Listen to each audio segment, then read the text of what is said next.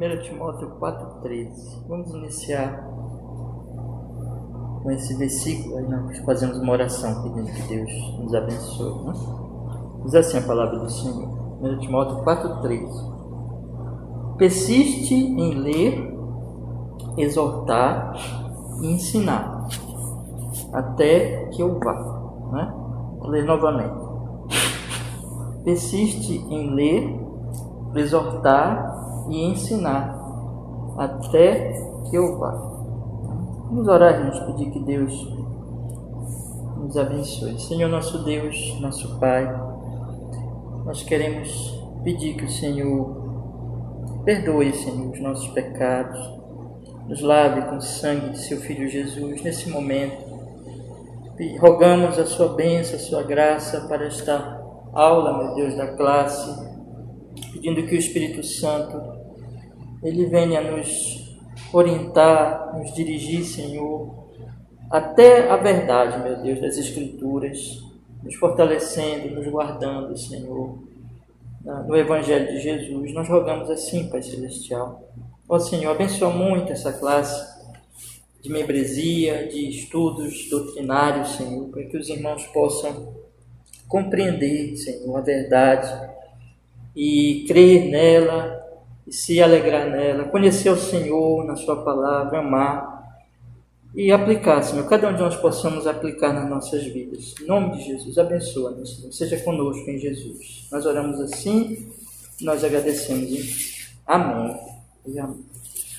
Amém, meus irmãos. Hoje nós vamos continuar o capítulo 22 da Confissão, tá?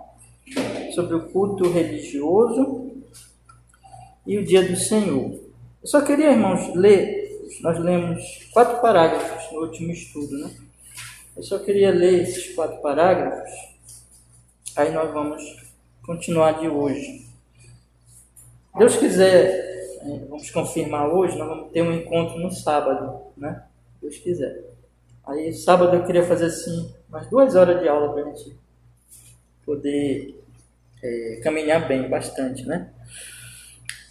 Mas hoje eu queria, irmãos, estudar com vocês 2 parágrafos, tá? Geralmente eu dou 4 parágrafos.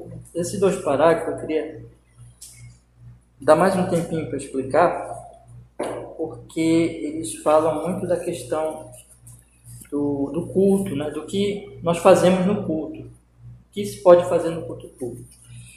Mas nós já vimos aqui sobre alguns assuntos aqui. Eu vou ler aqui os 4 parágrafos primeiros que nós já estudamos, e só para relembrar. O primeiro parágrafo diz assim, no capítulo 22, sobre o culto religioso e o dia do Senhor. A luz da natureza mostra que existe um Deus que tem senhorio e soberania sobre tudo, que Ele é justo, bom e faz bem a todos, e, portanto, deve ser temido, amado, louvado, invocado, crido e servido com todo o coração, com toda a alma e com toda a força.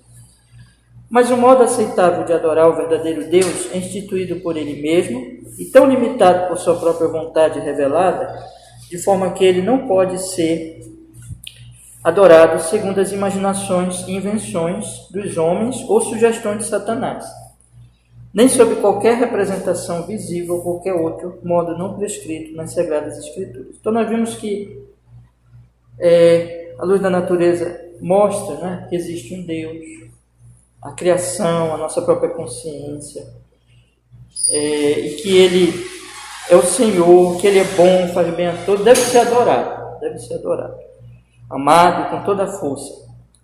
Mas o modo é instituído por Ele, né? O modo é instituído por Ele e não pelos homens, e muito menos, claro, por Satanás, né? E não deve ser feito sob qualquer representação visível ou qualquer outro modo não prescrito nas Sagradas Escrituras. Eu falei para vocês que nós temos o objeto do culto, que é Deus, né? Esse Deus revelado. Nós temos a atitude interna, né? Que é de que maneira? Louvado, invocado, crido, com todo o coração, com toda a alma, com toda a força. E o modo né, a expressão externa de adorar Ele. Então aqui estão as três coisas, né? Deus, Ele é adorado, nós devemos fazer isso com toda a força, toda a nossa coração, alma e força, e a maneira que nós vamos fazer isso é como Ele prescreveu. Segundo parágrafo, o culto religioso deve ser dado a Deus, o Pai, o Filho e o Espírito Santo, e somente a Ele, não a anjos, santos ou qualquer outra criatura, e desde a queda, não sem um mediador, nem na mediação de qualquer outro, senão Cristo. Então nós temos aqui quem, ou realmente aquele que deve ser adorado e por meio de quem ele deve ser adorado. É o Deus triuno, Pai, Filho e Espírito Santo. Somente Ele. Não devemos adorar anjos nem santos ou qualquer criatura. E desde a queda, né, nós precisamos de um mediador, que é Jesus, por causa dos nossos pecados que nos separaram de Deus. Então, isso aqui estava no contexto especialmente da Igreja Romana, sobre a adoração de santos, mas isso serve para qualquer tempo, né? Nós somos tendenciosos a criar cultos, mesmo ditos cristãos, mas que são voltados para seres, né? E às vezes mesmo para homens vivos aí que estão diante de nós, quando se adora líderes religiosos. Mas não devemos adorar nenhuma criatura, mas somente ao Senhor. E outro problema também é inventar mediadores. E só existe um mediador, que é Jesus. Terceiro parágrafo. A oração com ações de graça, sendo uma parte natural da adoração, é por Deus exigida de todos os homens. Mas para que possa ser aceita, deve ser feita em nome do Filho, com a ajuda do Espírito, segundo a sua vontade, com entendimento, reverência, humildade, fervor, fé, amor e perseverança, e quando na companhia de outros, em uma língua conhecida. Então, a oração, ela é natural, né, de um culto a Deus, é exigida dos homens, mas ela só é aceita por meio de Jesus, porque Jesus é o mediador, com a ajuda do Espírito Santo, porque é o Espírito Santo que vai nos iluminar, e toda obra de culto é a obra do Espírito Santo, tem que ser feita segundo a vontade de Deus e com essa atitude do coração, com entendimento, porque a oração ela não é uma coisa enlouquecida, mas ela é esclarecida de forma reverente, humilde e com fervor. Essas são as características aqui. Perseverantemente, nós temos que orar sempre, continuar orando. E quando nós estivermos reunidos com outras pessoas, nós temos que falar numa língua conhecida, né? Para que as pessoas possam concordar conosco na nossa oração, ou não, né? Elas têm que ter voluntariedade quando elas oram conosco, e não serem forçadas ou não saberem o que está acontecendo, que é quando se ora numa língua que a pessoa não conhece, né? Quarto parágrafo, e com detalhe, aqui era por causa do latim na época, que era usado na igreja romana, na missa romana, mas hoje serve, por exemplo, para o moderno movimento pentecostal, que faz isso não com latim, mas que eles chamam de línguas, né? Línguas dos anjos, ou línguas estranhas, alguma coisa assim que eles denominam. Mas isso é claramente proibido nas escrituras, de ficar orando dessa maneira, porque as pessoas não entendem. Elas têm que entender o que nós estamos orando. E o quarto parágrafo fala assim: a oração deve ser feita por coisas lícitas, por todos os tipos de homens vivos ou os que ainda viverão, mas não pelos mortos, nem por aqueles que se possa ser conhecido que pecaram para a morte. Então, a oração, os pedidos que devem ser feitos, e as pessoas por quem deve ser feita essa oração, todos os tipos de homens vivos, né? Então, nós temos que orar por todos, os que estão vivos e os que ainda viverão. Então, é correto nós orarmos pelos filhos que nascerão, pelas próximas gerações, mas nós não devemos orar pelos mortos, porque eles já estão, o caso deles já está definido, não adianta nós orarmos, né? E por aqueles que são conhecidos que cometeram o pecado para a morte, aquele pecado citado lá em 1 João 5,16, que João mesmo diz claramente que não devemos orar por esses pecados. Esse pecado para a morte provavelmente tem a ver com a exclusão, a excomunhão de uma igreja, né? Ou a exclusão de uma igreja cristã, bíblica, quando isso se faz ali por apostasia, por rebeldia, E essas pessoas não devem ser objeto da nossa oração. Porque, no caso delas, como se diz, elas apostataram, né? Apostataram. E João diz lá, nós devemos orar. Hebreus diz que não há mais esperança realmente para essas pessoas. Quinto parágrafo que nós vamos estudar hoje, eu quero estudar o quinto e o sexto. Aí no sábado nós vamos ver o dia do Senhor e vamos entrar já nos outros capítulos, né? Tudo isso aqui, eu queria chamar a atenção para vocês, que tudo isso aqui tem a ver com os juramentos, aliás, com o culto. E o próximo capítulo, que é juramentos, lícitos e votos, tem a ver com o culto. Todo esse trecho aqui tem a ver com o culto ao Senhor. Então vamos pensar aqui, irmãos. O que eu queria chamar a atenção de vocês, e é por isso que eu li o texto, que inclusive está aqui, não é? 1 Timóteo 4,13, persiste em ler, exortar e ensinar até que eu vá. Né? Persiste em ler, exortar e ensinar até que eu vá. Aqui Paulo ele está recomendando que Timóteo faça algumas coisas na igreja, no culto, diante dos irmãos. Timóteo é um pastor, Paulo está recomendando que ele faça isso, persiste em ler, exortar e ensinar até que eu vá. Quer dizer, são coisas que devem ser feitas na igreja. A leitura das Escrituras, a exortação e o ensino das Escrituras Sagradas.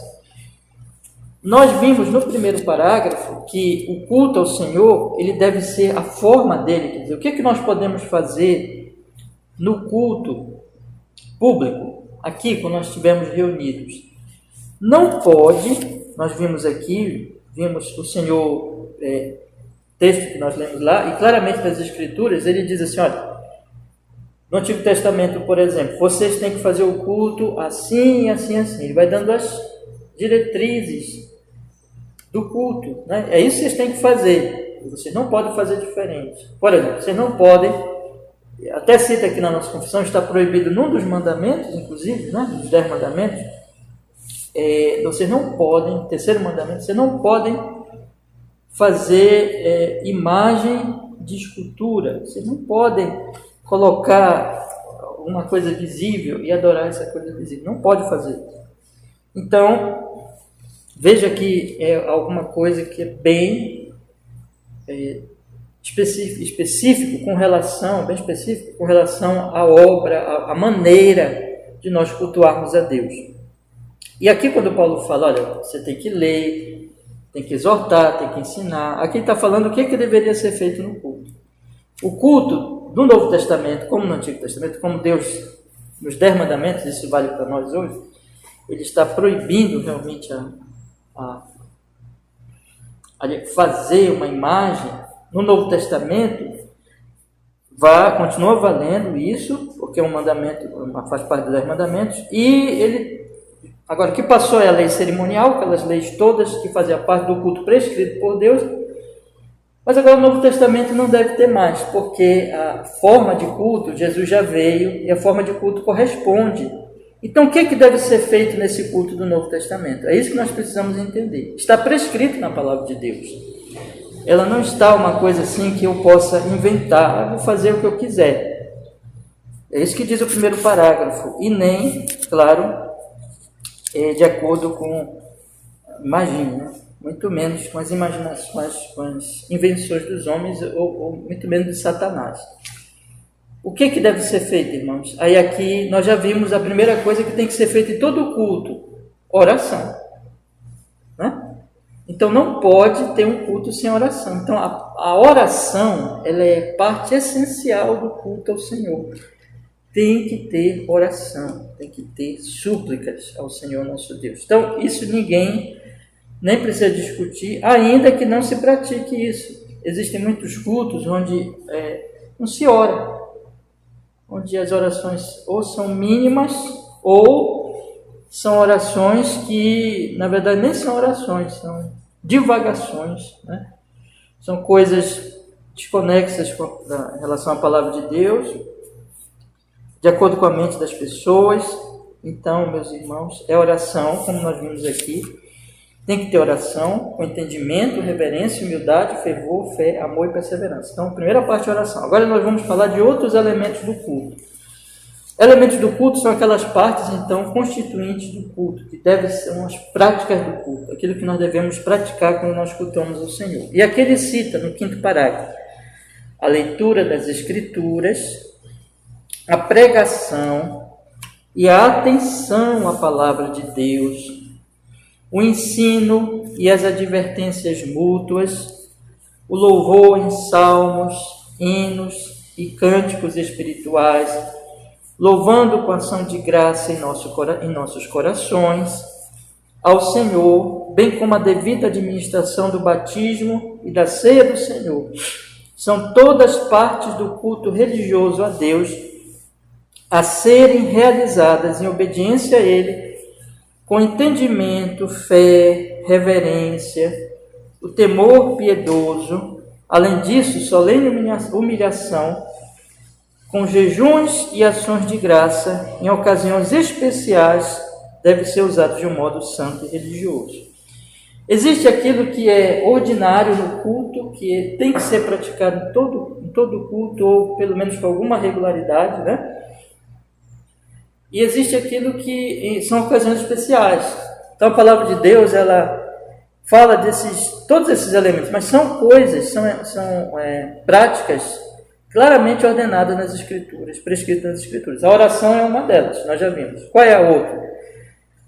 A leitura das Escrituras, que é o que Paulo exorta, por exemplo, Paulo exorta, por exemplo, Timóteo aqui nesse texto. Persiste em ler, exortar e ensinar até que eu vá. Então, lê as Sagradas Escrituras, lê a palavra do Senhor. Isso é uma parte essencial, tem que ter a leitura da Bíblia, tem que ler as Escrituras, né? Outra coisa que ele fala aqui é a pregação e a atenção à palavra de Deus. Vamos ver agora 2 Timóteo 4, 2. 2 Timóteo 4, 2.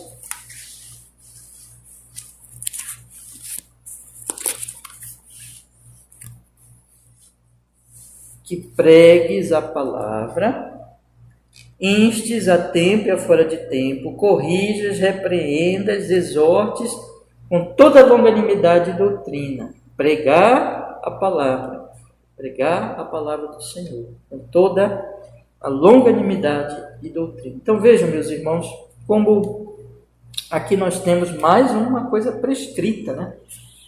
Orar, ler a Bíblia, pregar a palavra, pregar as Sagradas Escrituras. Eu queria ler também com vocês Lucas 8, 18. Lucas 8,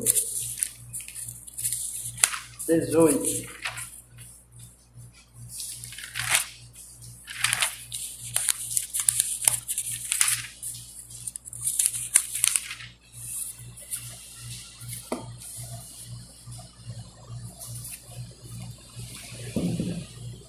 Vede, pois, como ouvis, porque qualquer que tiver lhe será dado, e qualquer que não tiver, até o que parece ter lhe será tirado.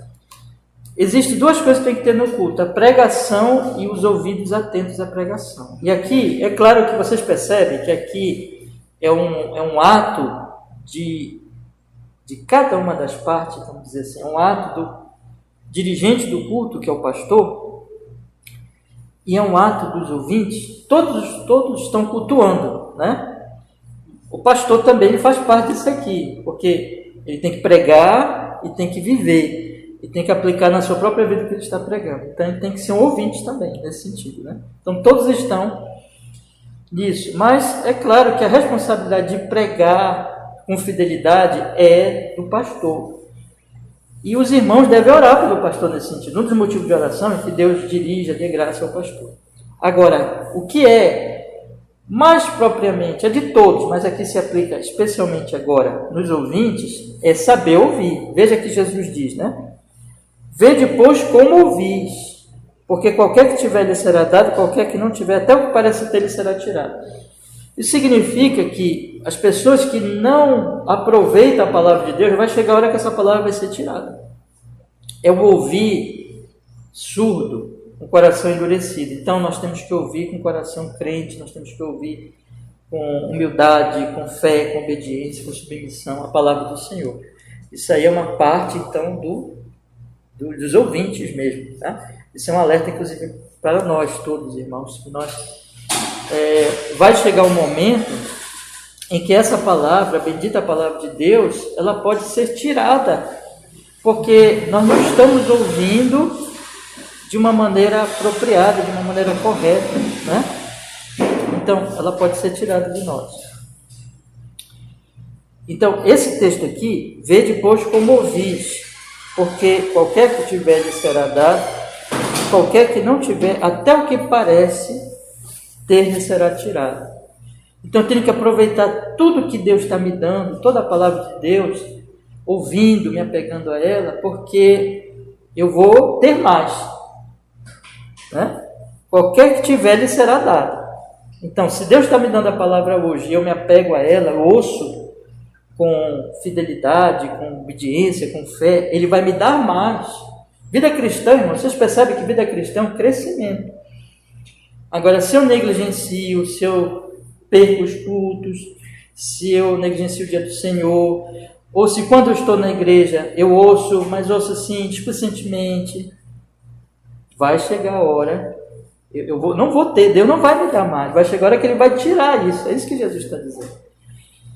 Então, nós temos que levar isso muito a sério, é um alerta solene de Deus para nós, que o culto é o culto ao Senhor, a palavra é a palavra do Senhor, então nós temos que ouvir com atenção, nós temos que valorizar o culto do dia do Senhor, quando estivermos aqui nós temos que dar atenção para que nós possamos crescer. E assim também com a sua leitura bíblica, mas isso é um outro departamento, né? Já do seu culto privado, você deve ler a Bíblia continuamente, mas aqui o ouvir a palavra, ela é muito importante. Então, para os irmãos que chegaram agora, eu estou lendo o 5º parágrafo, tá? Do capítulo 22. Outra coisa que ele fala aqui, meus irmãos, o ensino e as advertências mútuas, o louvor em salmos, hinos e cânticos espirituais, louvando com graça nosso coração ao Senhor. Vamos ver aqui, Colossenses 3,16. Colossenses 3,16. Colossenses 3,16. A palavra de Cristo habite em vós abundantemente em toda sabedoria, ensinando-vos e admoestando-vos uns aos outros com salmos, hinos e cânticos espirituais, cantando ao Senhor com graça em vosso coração. Ensino e advertências mútuas, louvor em salmos, hinos e cânticos espirituais. O que é que nós devemos cantar? Veja, nós devemos louvar o Senhor. Vocês percebem? Oração, ler a Bíblia, pregar a Bíblia, cantar a Bíblia, né? Salmos, hinos, cânticos espirituais. Cantar os salmos, que são 150 salmos, é o inário que nós temos na Bíblia. Nós temos já um inário na Bíblia que são 150 salmos. Mas cantar também hinos não está proibido. Existe um certo grupo de irmãos, bons irmãos, né? Mas com os quais nós não concordamos. Por exemplo, irmãos da salmodia exclusiva, que eles dizem assim, tem só que cantar salmos, não pode cantar outra coisa na igreja. Nós não vemos base para esse tipo de pensamento, porque aqui está dito que nós devemos cantar os salmos, mas não está prescrito na Bíblia que somente os salmos, né? Então, o que está prescrito é que cantemos os salmos, mas não está proibido. Muito ao contrário, os princípios da palavra de Deus, a própria pregação, por exemplo, quando nós pregamos, nós não lemos só a Bíblia, né? O que é que nós fazemos? Nós lemos e explicamos, né? Então nós podemos cantar hinos que são explicações da Bíblia também, não é errado. Então, fazendo uma associação com a pregação e hinos, por exemplo, como nós temos os inários, nós usamos aqui, nós usamos o saltério, nós cantamos salmos, mas nós usamos bons inários, que são ortodoxos, que são bíblicos. Então, isso está prescrito, né? Quando Paulo fala aqui, ensinando, admoestando uns aos outros com salmos, hinos e cânticos espirituais, cantando ao Senhor com graça em vosso coração, fica implícito que não somente os salmos, mas também outros tipos de louvores que sejam bíblicos. É a palavra de Deus cantada de qualquer maneira. Exortações, ensinos e advertências mútuas. Quando você está cantando, você está exortando seus irmãos. Por isso que o canto é congregacional. Nós estamos cantando para o Senhor e todo mundo está ouvindo, aprendendo, meditando junto. Também nas conversas, nos diálogos espirituais, conversando sobre a palavra de Deus. Aí vem a outra parte, né? Que não deve faltar no culto. Sim, antes disso, louvando com graça em nossos corações ao Senhor. Tem que ser com o coração. O outro elemento do culto é o batismo e a ceia do Senhor. Isso aí é óbvio, né? Então, tem que ter o batismo, tem que ter a ceia. O batismo e a ceia não vão existir todos os cultos, mas eles vão ser elementos do culto regulares. Então, vamos batizar as pessoas, ainda mais o batismo, que ele é uma vez só na vida do cristão, né?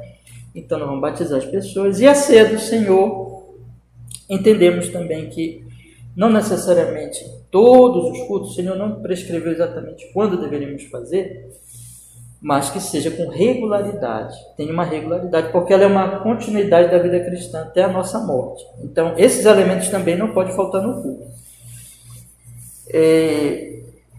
Eu só vou ler aqui 1 Coríntios 11, 26, para nós deixarmos bem baseado nas Escrituras a questão das ordenanças, né? Do batismo e da ceia.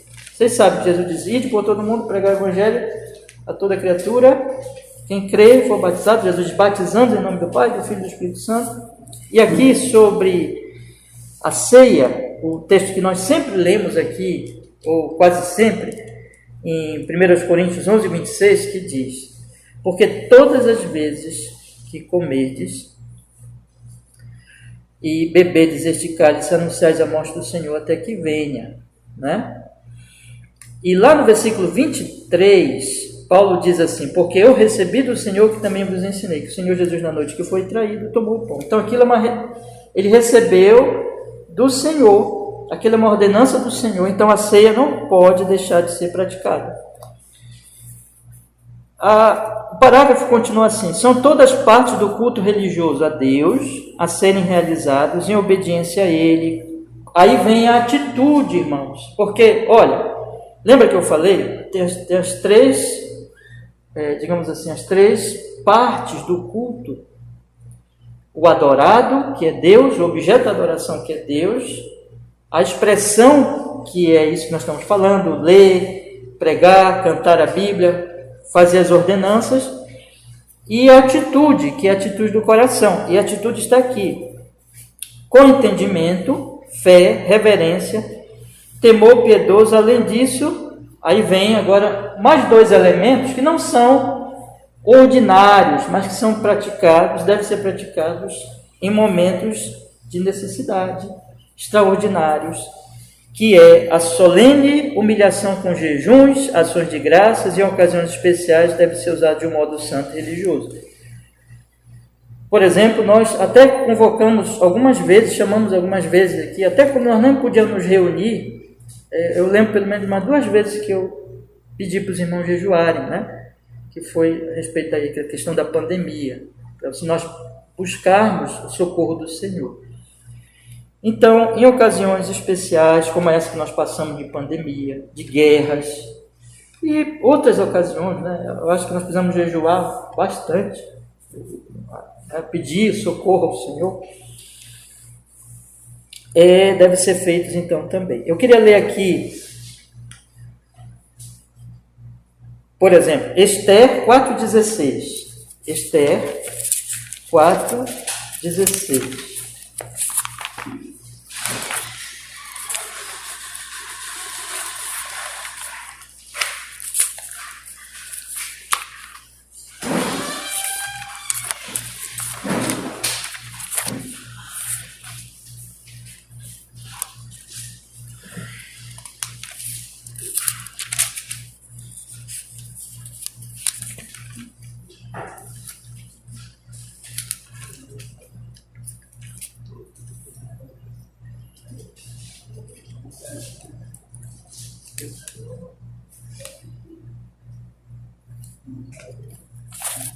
Esther 4,16.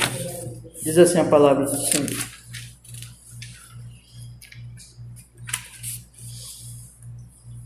Vai, vocês conhecem o livro de Esther, né? Aí vai, ajunta todos os judeus que se acharem em Suzã, e jejuai por mim, e não comais nem bebais por 3 dias, nem de dia nem de noite, e eu e as minhas servas também assim jejuaremos, e assim irei ter com o rei, ainda que não seja segundo a lei, se perecer, pereci. Né? Então a Esther tinha que se apresentar ao rei para interceder pelos judeus, vocês conhecem a história, e ela pede que todos jejuem. Era um momento muito crítico na história do povo de Deus, e ela pede para que o povo então jejue. Então, meus irmãos, o que é que nós vimos aqui? Quais são os elementos? No primeiro parágrafo nós estudamos assim, o que é que tem que ter no culto? Não pode ter o que eu inventar, muito menos o que o diabo sugeriu. Tem que ser aquilo que é prescrito na palavra de Deus. O Senhor diz claramente, assim era no Antigo Testamento, assim é no Novo Testamento. Aquelas cerimônias do Antigo Testamento passaram. Então, não vou hoje aqui matar um animal, não tem altar, não existe o templo com o átrio, o lugar santo, o santíssimo lugar, não existe isso mais. O que é que tem agora? Tem um culto que é em qualquer lugar, em espírito e em verdade, em qualquer lugar, não tem mais um templo, e o modo desse culto, ele é de acordo também com a nova aliança, com Jesus já veio. Então, o culto, a beleza dele não é mais aquela beleza, tanto aquela beleza física, mas é a beleza espiritual, a glória espiritual, pela fé. Então, ele é simples, ele não tem aqueles elementos que tinha antigamente, ele é bem simples. E as partes deles quais são? A oração, tem que ter oração, tem que ter leitura bíblica, tem que ter pregação da palavra, tem que ter hinos de acordo com a palavra de Deus, precisa ter também a ceia e o batismo, e extraordinariamente jejuns. Então, esses são os elementos prescritos, irmãos. Isso que nós temos que fazer, é isso que nós temos que nos deter. Não temos que inventar nada. E é por isso que eu queria assim explicar para vocês por que nós cultuamos como cultuamos aqui na nossa igreja, né?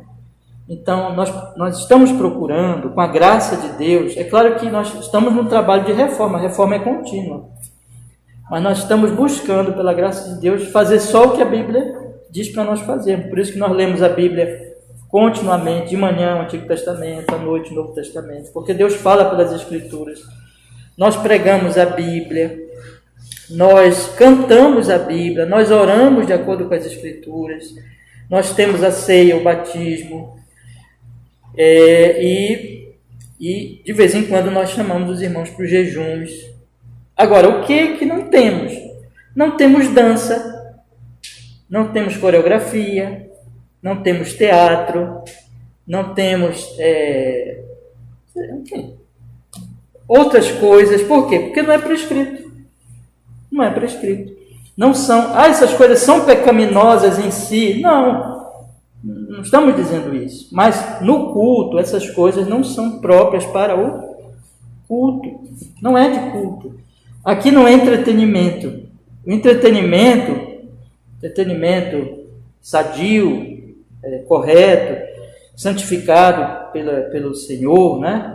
É bom e é útil, momento de descanso, lazer, tudo, mas aqui, irmão, não é entretenimento, aqui é adoração. E os elementos do culto, eles têm que ser de acordo exatamente com esta adoração, irmãos. Então, se vocês tiverem alguma dúvida, pode fazer, tá?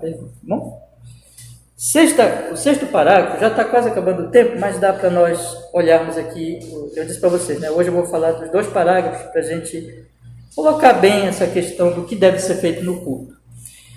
Nem oração, nem qualquer outra parte do culto é agora, sob o evangelho, restrita ou feita mais aceitável devido a qualquer local em que é realizada ou para a qual é dirigida, mas Deus deve ser adorado em todo lugar, em espírito e em verdade, tanto no cotidiano de famílias particulares e em secreto, cada um por si, e solenemente em assembleias públicas que não devem ser descuidadas ou deliberadamente negligenciadas ou abandonadas quando Deus, pela sua palavra e providência, nos conclama a participar delas. Então, aqui fala da questão do local. No Antigo Testamento tinha um local, irmãos, tinha um local que era muito importante, que era o tabernáculo, que na época ele era móvel, né? Ele andava com o povo na época da peregrinação, mas tinha lá aquele local que era especial. E o templo depois foi construído por Salomão, depois foi reconstruído e tudo. Então tinha aquele lugar, o templo, ali tinha os sacrifícios, porque era próprio da aliança antiga. Agora não é mais. Vamos ler João 4:21? Vamos ler João 4:21. Você lembra que a mulher samaritana pergunta: onde deve ser adorado? Aqui no monte ou em Jerusalém? Porque os samaritanos diziam que tinha que ser adorado no monte Gerizim, e os judeus diziam que tinha que ser adorado, Deus tinha que ser adorado no templo em Jerusalém. Onde tem que ser adorado? Olha o que Jesus responde. João 4:21. Vou ler o 20 para nós entendermos. Nossos pais adoraram neste monte. João 4:20. E vós dizeis que é em Jerusalém o lugar onde se deve adorar. Aí Jesus respondeu: mulher, crê-me que a hora vem em que nem neste monte nem em Jerusalém adorareis. Vós adorais o que não sabeis, nós adoramos o que sabemos, porque a salvação vem dos judeus. Mas a hora vem, e agora é, em que os verdadeiros adoradores adorarão o Pai em espírito e verdade, porque o Pai procura tais que assim o adorem. Não importa o lugar. O que importa é que Deus seja adorado em espírito e em verdade, de acordo com o Evangelho, o Espírito Santo agindo em nós, nos levando a amar, servir ao Senhor, não importa o lugar. Irmãos, nós, por exemplo, aqui da nossa igreja, nós fizemos culto muito tempo debaixo de um telhadinho, no quintal. Não valeu aquele culto? Pode ser debaixo de uma árvore, pode ser ao ar livre, não importa. O importante é que a igreja esteja adorando a Jesus em espírito e em verdade. Não tem mais lugar, né?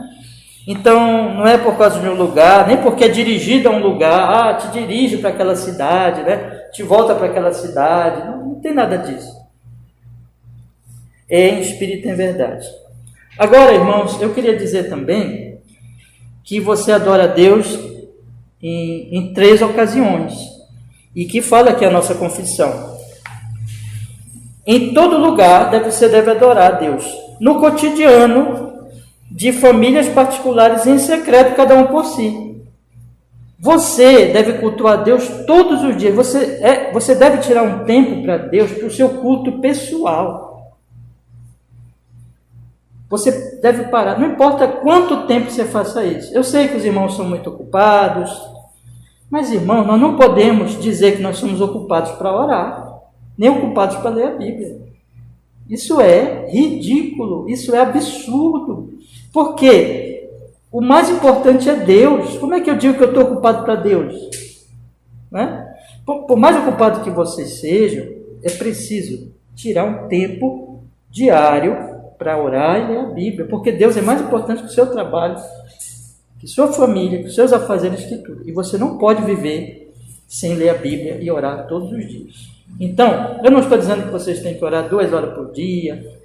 O tempo em si, isso aí não é tão importante. O importante é que você tire uma ocasião diária, se discipline nisso, porque Deus é importante. Assim como o dia do Senhor, né? O dia do Senhor. Eu não posso dizer assim, olha, não vou guardar o dia do Senhor. Semana que vem a gente vai falar bastante do dia do Senhor, no sábado, né? Mas eu já estou antecipando aqui como nós temos que nos planejar, nos organizar para tirarmos tempo para Deus. Então, particularmente com a nossa família, a família, se todos da sua família são cristãos, aí você chama a sua família, principalmente se vocês, né, são chefes de família, ou se não são chefes de família, mas vocês podem chamar a sua família para orar, é o que nós chamamos de culto doméstico. Eles aceitando orar com você, reúna a sua família regularmente. É bom que seja todos os dias também, né? Mas, enfim, uma organização para que seja algo regular. com a família. Mas aqui é o ápice, é o culto nas assembleias públicas. E aqui a confissão, ela nos chama a atenção para uma coisa muito importante.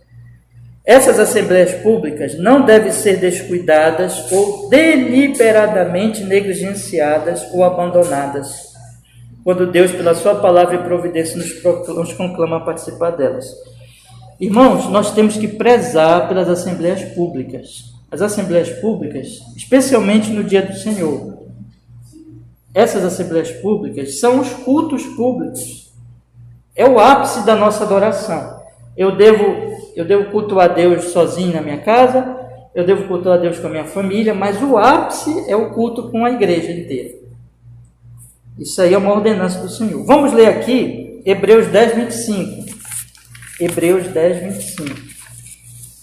Um texto bem famoso, né?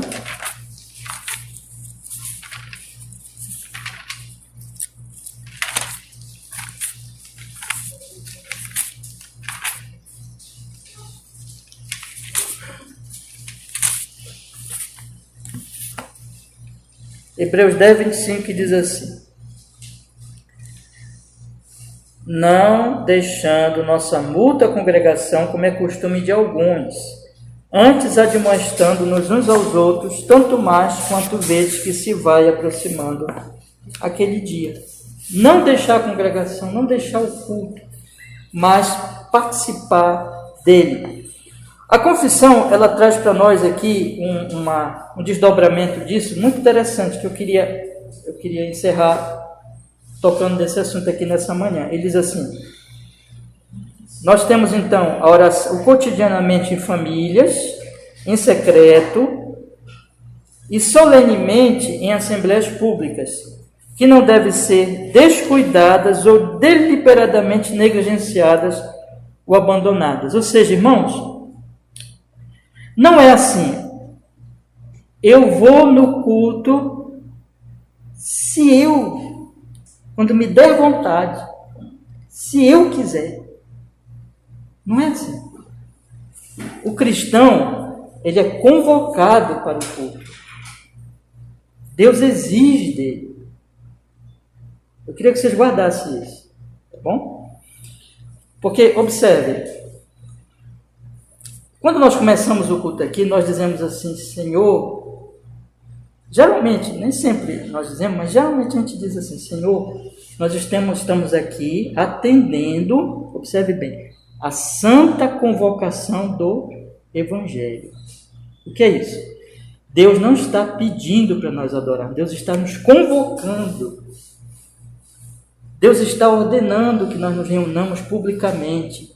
Então isso não tem que ser descuidado, isso não tem que ser tratado como: se der, se eu puder, se eu quiser. Porque essa convocação, observe, ela tem uma correspondência no coração, de maneira que Deus convoca e eu quero. Você lembra que Jesus diz: aquele que me ama guardará os meus mandamentos. Essa convocação não é assim: olha, venham fazer alguma coisa que vocês não querem fazer. É: venham fazer alguma coisa que vocês têm prazer em fazer, que vocês amam fazer. Para nós cristãos, deve ser assim, e cada um irmão agora analisa o seu coração, para ver se está assim. Mas para nós cristãos, o momento mais prazeroso, o momento mais alegre tem que ser o culto. Uma festa, uma praia, um filme, uma conversa com um amigo, ou um trabalho, qualquer coisa, nada tem que ser mais prazeroso, tem que ser mais deleitoso. O dia do Senhor tem que ser o quê? Deleitoso, do que o culto. Então, quando nós dizemos convocação, não é assim que Deus está convocando e nos forçando a fazer o que nós não queremos. Não, Deus está nos convocando para nós fazermos o que nós queremos. Então eu quero chamar a atenção dos meus irmãos para que vocês guardem isso no seu coração. O culto, ele não é alguma coisa assim que Deus ele pede para eu ir. O culto, ele convoca para eu ir.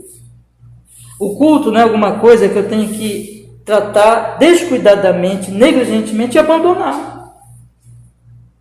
Eu só vou na igreja quando eu quiser, quando me der vontade. Não é assim. O dia do Senhor, na verdade, nós devemos organizar a nossa vida inteira para o culto, para que o culto seja aquele momento mais importante da semana. Porque é o momento mais importante da semana. É um momento em que nós vamos, junto com o povo de Deus, adorar a Deus. O que nós vamos fazer no céu? Não é viver para Ele, para a sua glória, como o povo de Deus reunido? Não é isso? Então, aqui, irmãos, é uma antessala do céu.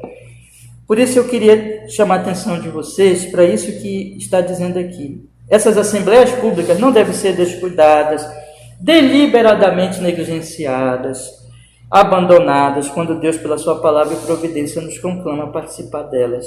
Palavra que é o quê? Ele está nos convocando na palavra. Providência é quando Ele nos dá a oportunidade. E aqui vocês têm oportunidade.